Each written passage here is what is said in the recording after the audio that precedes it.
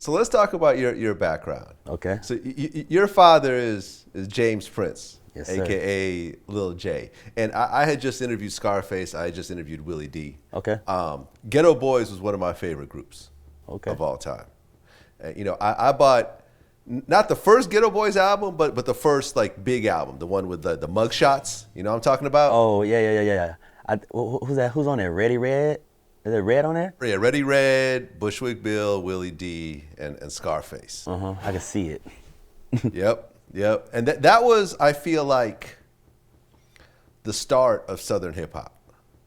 You know, not to say that was the very first group that ever came out, you know, rap group or rapper that came out the South, because I know that's not true. But in terms of the impact that it made, it was almost like the NWA of the South. Okay. Would you agree with me on that?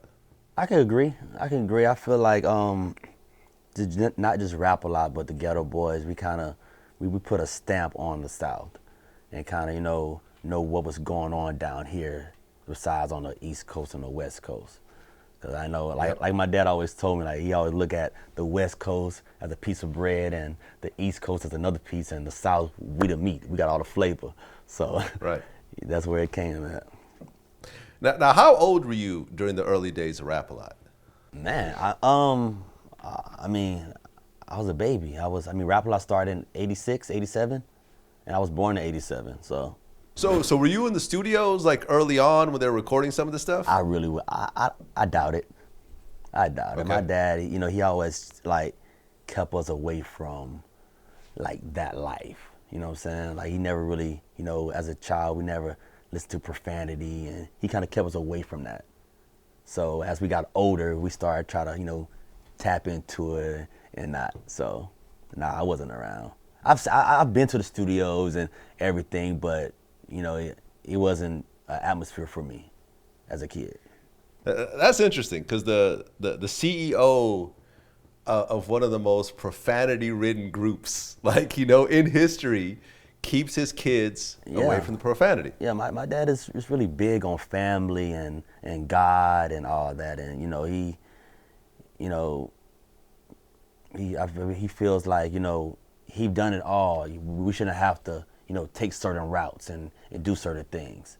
So he has provided us with everything we need. So why not take advantage of that? So what was it like growing up with your dad? Because your dad is a very respected figure in the South and in music in general.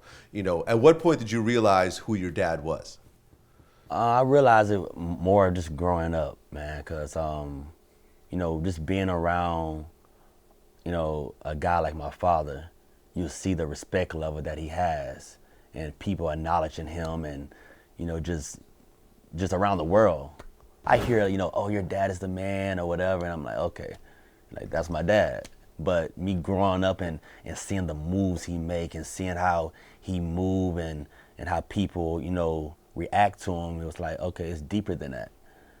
So that was more of the level that when I see it, it was like, okay, we on to something now. Let's just figure it out.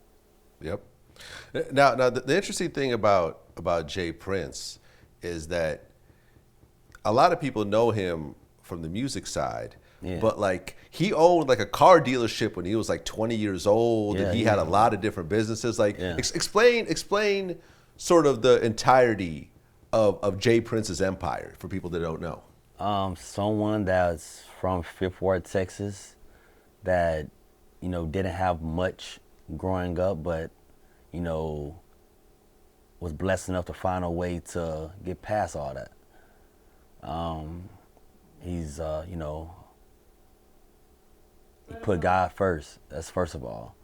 Before we do anything, he always taught us to pray, and we always went to Bible study and church every Sunday.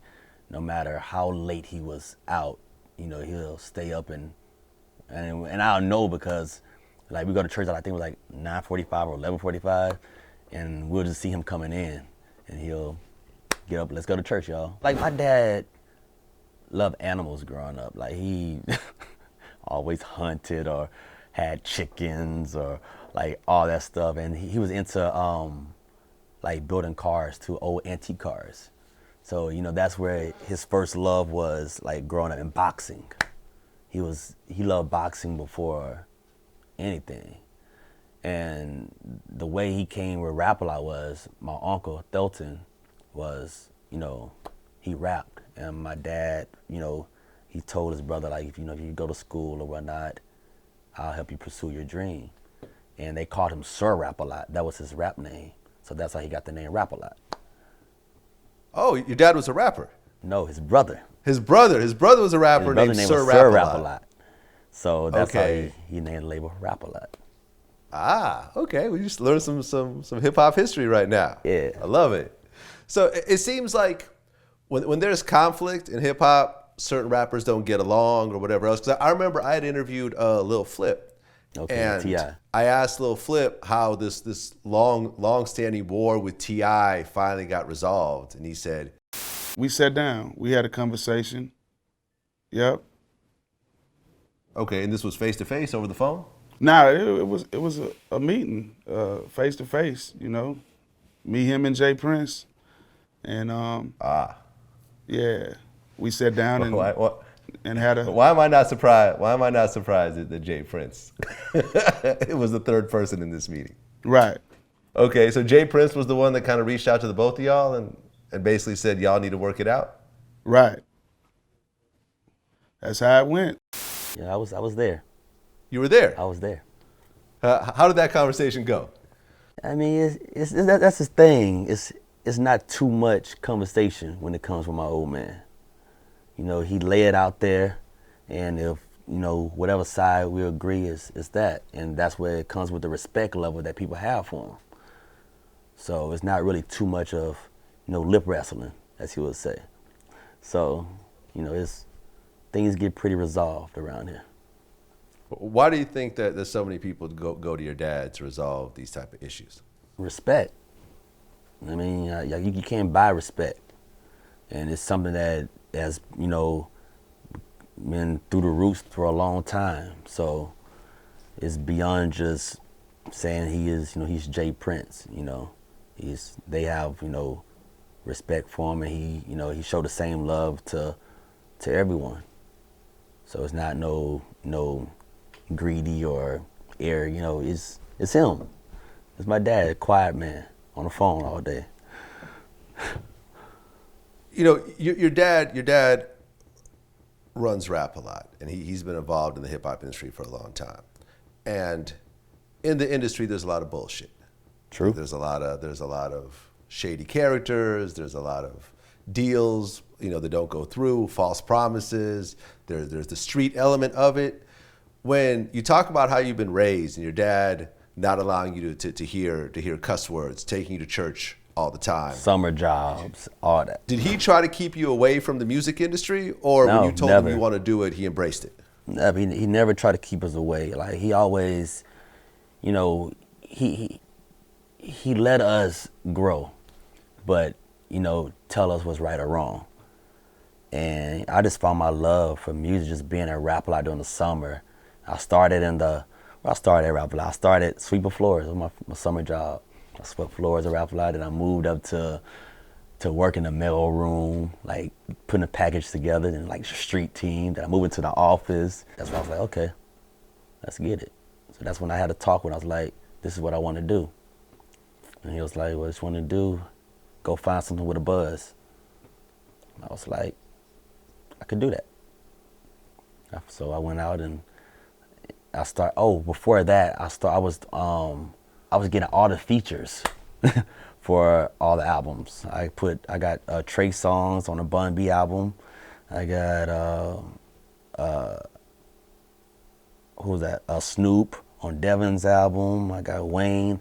I was just the person that's a go-getter.